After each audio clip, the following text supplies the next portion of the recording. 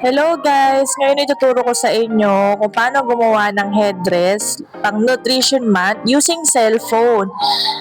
Gamit natin ngayong app ay Canva. Siyempre open muna natin yung Canva na app. Tapos punta kayo sa custom size para mabago nyo yung page size. So A4 yung gagamitin natin naka-landscape. Palitan muna natin siya ng inches sa units. And then i-type natin sa width ay 11.69. And then, pag na-type nyo na, punta naman kayo sa height, 8.27. Then, click Create New Design. So, meron na tayo naka-landscape na papel. Ayan. Then, punta kayo sa Elements. Then, click Square or type in yung square or rectangle para lumabas yung pinaka haba ng headdress natin. Yan. Pag na-click nyo na yan, hilahin nyo lang. Then, tansyahin. Tapos, click nyo ulit elements para mag-edit ng fruit basket. Type nyo lang fruit basket. And then, pag na-type nyo na, punta kayo, pili lang kayo dyan sa graphics. Pwede nyo pindutin yung see all. Yan. Tapos, hover nyo lang. Pili kayo dyan kung anong picture yung gusto nyo. Ako, napili ko yung picture sa, yan, fruit basket na maraming prutas. And then, click nyo yung picture, background remover, effects. Nasa Magic Studio siya, effects. Then, click background remover. Yan, tansyahin nyo lang yung lapad at laki ng picture na ilalagay nyo. Pagkatapos niyan, syempre edit natin yung kulay ng pinaka-band natin. So, click nyo yung picture and then click nyo lang yung dropper. Pili kayo ng kulay kung anong gusto nyo. Sa color picker, ayan, pwedeng green. Maraming pagpipilian. So, tansyahin nyo anong pinakamagandang kulay. Then, pwedeng solid color, pwede din gradient. Gradient yung ginamit ko. Ayan.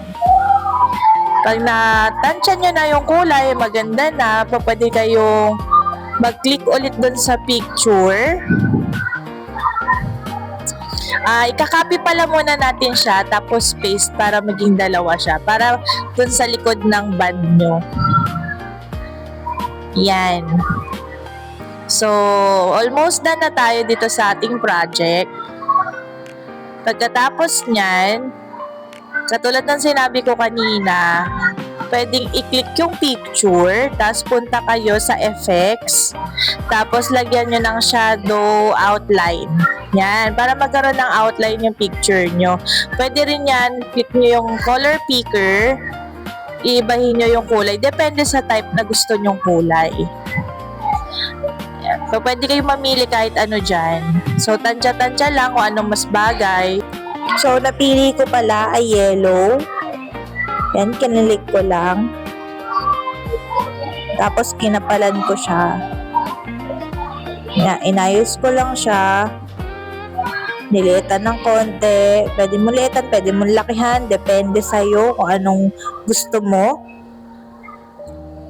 Pwede ka rin mag-click sa shadow. Iba-iba yung design niya. May curve. Pero gusto ko dyan outline lang.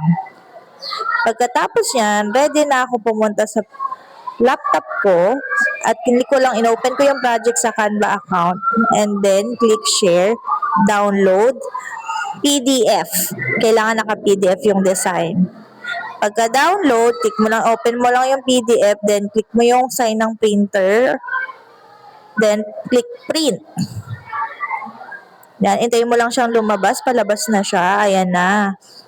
So, okay na, na-print na natin ang ating headdress. Ginupit ko siya. Ayan, nakita nyo naman, ginupit ko na siya, nakagupit na. Pwede nyo siyang idikit sa matigas na bagay para medyo matigas-tigas siya. And then, stapler lang natin. Ayan, ini-stapler ko na yung dalawang dulo. Pagduktungin lang po natin. Ayan, kapag nakaduktong na, kuha na siya. Meron na tayong headdress.